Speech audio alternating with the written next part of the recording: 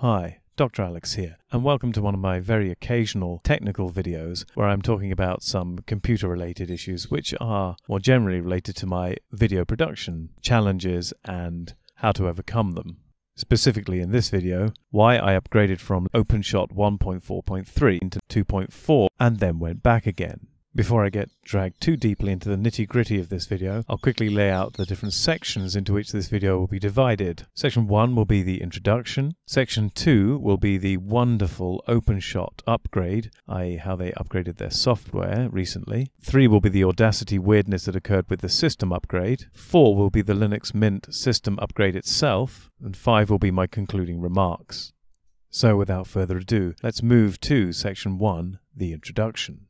Now, I'm not a wealthy guy, and as a result, two things have arisen. One, I tend to use older, second-hand laptops that are of a robust type. In other words, I primarily use IBM or Lenovo ThinkPads, mostly in the 200 series, although the most recent one I've purchased is in fact a larger T410, but all have similar processing power. They all tend to have i5 quad processing CPUs and around 4 to 8 gigs of memory.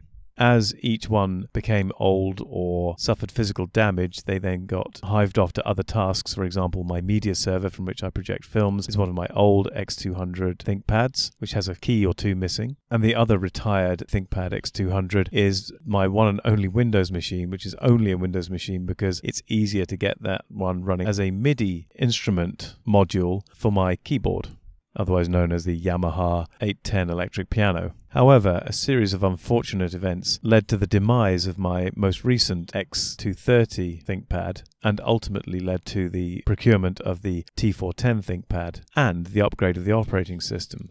And so the troubles began. As mentioned, the original system was an X230 ThinkPad running Linux Mint 18.3 with the Mate desktop. However, eventually the root partition got too full, and it proved to be too much hassle and too much for my not entirely Linux expert level of skill to resize. And so at that point I decided to buy a new hard drive that was a larger hard drive just because it seemed like a good time. So I upgraded to a 1 terabyte drive for the laptop, and at the same time elected to upgrade from Mint 18.3 to Mint 19.3 as it happened, which was the most up-to-date one at the time I started doing this. At least it was the most up-to-date one I was aware of at the time I started upgrading everything. And I use upgrade here in the loosest sense of the word, as we shall find out. As I've already hinted at, I guess I was late to the party with Linux Mint 19.3 since it came out in June 2018 and all this upgrading only occurred over the last month. However, until that point, 18.3 was working fine and working well. However, with one slight proviso, the older laptop that was running as a media server was actually installed with Bodhi Linux version 3.1, and I had noticed before launching all the upgrade business that it was rendering videos faster with identical hardware than the Mint 18 machine. And so on the new 1 terabyte drive, I made a small partition to run Bodhi Linux, as well as a larger partition to run Mint 19, with the idea that I could use the small Bodhi partition to do final rendering of videos faster than I could on the Mint one, if this speed difference still persisted. Now, this mention of Bodhi Linux may seem irrelevant to the subjects of this video. However, it will still come back to haunt us, as it will provide a useful comparison install later in this video when looking at the performance of Linux Mint 19. And in a related note to what I was just talking about in terms of upgrading and then downgrading, the small Bodhi install I made initially was Bodhi 5.2, but this had to be downgraded to 3.2 for similar reasons to the Mint upgrade downgrade, which is the main subject of this video. But to cut a long story short, I ended up with a dual boot with a 200 gigabyte partition for Bodhi Linux 3.2 and an 800 gigabyte partition for Linux Mint 19.3 Tricia. As a further side note which is relevant to what's about to come up, and continuing the theme of me being late to the party, I also encountered OpenShot 2.4 for the first time, and I will be talking about that in this video. However, it already has been superseded by OpenShot 2.5, although everything about version 2.5 looks exactly the same as 2.4, so I will be talking about 2.4, but everything seems to be relevant to the latest version. Indeed, this video is as much a journey through Linux as it is a journey through OpenShot, and I may well release this video twice, one with the title involving Linux Mint and one with the title involving OpenShot itself. Similarly, not only was I late to the party in terms of upgrading to Linux Mint 19.3, which was released in 2018, but at the time of recording of this video, it seems Linux Mint version 20 is already released. However, I imagine most of the problems I'm outlining with Linux Mint 19.3 are just as relevant with Linux Mint 20, because I can't really see them moving backwards from the problems that they've introduced with version 19. But anyway, as mentioned, I ended up with a dual boot with Bodhi 3.2 and Linux Mint 19 on my main laptop. And now we move into the reasons why it did not stay that way. Now, the main reason for having the laptop in the first place, beyond typing up things I've written and work-related tasks, is cutting together and rendering YouTube videos, such as this one. Under Linux Mint 18.3 and Bodhi Linux 3.2, as well as earlier Mint installs I've used before, they all had repositories which contained OpenShot 1.4.3. Now, OpenShot 1.4.3 is not without its problems. It is a critically flawed gem, but flaws which can be worked around, and ultimately it is an incredibly powerful video editing tool. Of its flaws, one of the most obvious was its frequent tendency to crash. In fact, it might have been more appropriately named Open Crash. Such was its reliability when it came to sustained use. However, once one got into the habit of continually saving after every edit, this could be worked around until it became habitual to have the icon to open the program on your taskbar at the bottom and to just save after every edit and then reopen after every crash, which may not sound elegant, but was at least a way to work with the software, which was itself quite powerful. Secondly, if you made a large number of cuts to a long video, the software did slow down with time, to the point where you'd have to wait 20 or 30 seconds between cuts or edits before you could move on to the next edit. Now this again is problematic, but you can get around it by cutting through to about halfway through your video, rendering that video, and then continuing your cuts with the new video, which would then go back to being editable at a high speed. Again, workarounds, inelegant, but functional, because the software, again, was incredibly easy to use, well laid out, and most importantly, very feature heavy. And by features, I mean useful editing features for videos. There were many very useful effects, a very fine level of control when it comes to cutting and manipulating sections of the video, and these features combined could lead to very subtle effects that could greatly increase the quality of the video, even though it's an open source program. And that's one of the reasons I'm using both Linux and OpenShot, because I use a lot of open source, because again, I'm a man of meager means, and open source is of course free, at least until you make a contribution, that is. Anyway, enter Linux Mint 19.3 with OpenShot 2.4. Well, it looks pretty. If you like Mac-inspired, soft and cuddly, no sharp edges and corners graphics in your user interface, then you might be perfectly happy with it, perhaps. Particularly if you find a wide range of functionality scary and overwhelming. To rather unconventionally start with the summary, OpenShot 2.4 is a pile of poo. Most of the useful effects are missing, or are less easily manipulated, or feature less functionality. And on top of this, the fineness of the controls for cuts was about as subtle as a sledgehammer. Now it's possible they've made it more stable, but a more stable sledgehammer doth not an electron microscope make.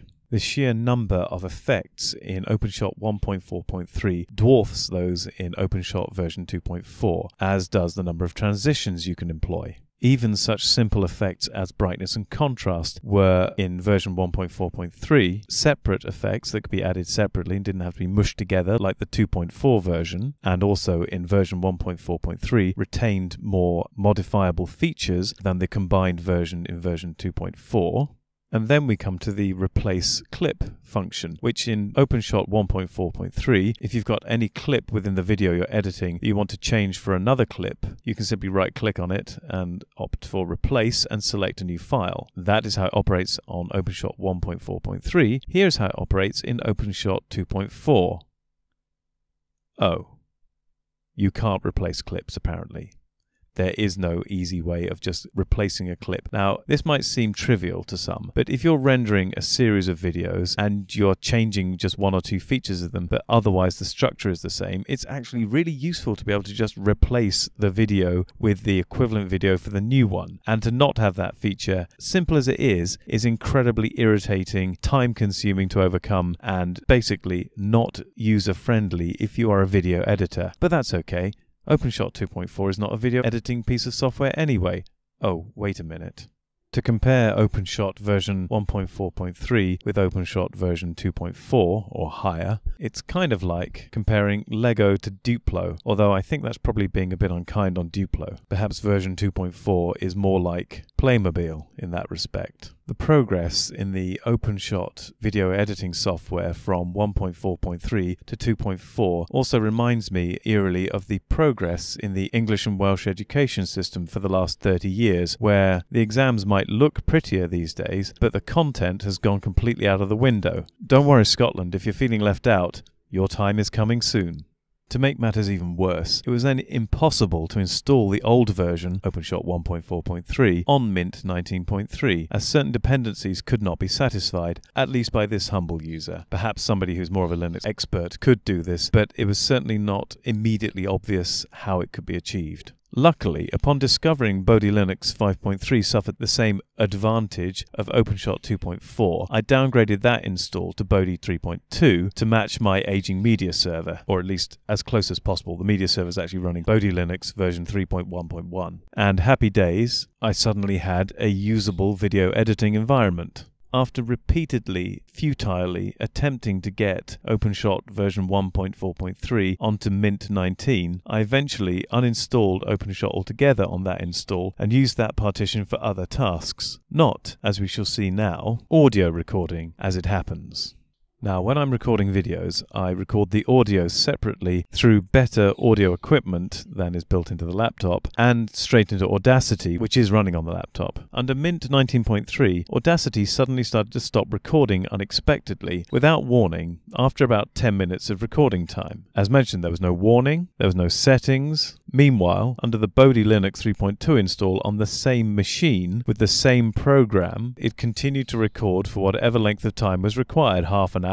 It never terminated the recording unexpectedly on the same machine, same hardware. This is why on 2 of my most recent videos I've had to re-record sections of audio because I came to find after filming that sections of the audio were missing from Audacity, and I had to redo either the spoken words or in most cases the playing of instruments all over again, which explains some of the weird out-of-sync bits in both of these videos. So Mint 19 had proved a failure when it comes to OpenShot, and now a failure when it comes to Audacity, even though Audacity hadn't had the same upgrade that OpenShot had, which is how OpenShot managed to shoot itself in the foot, so to speak. But this does bring us on nicely to the final section of this video prior to the conclusion.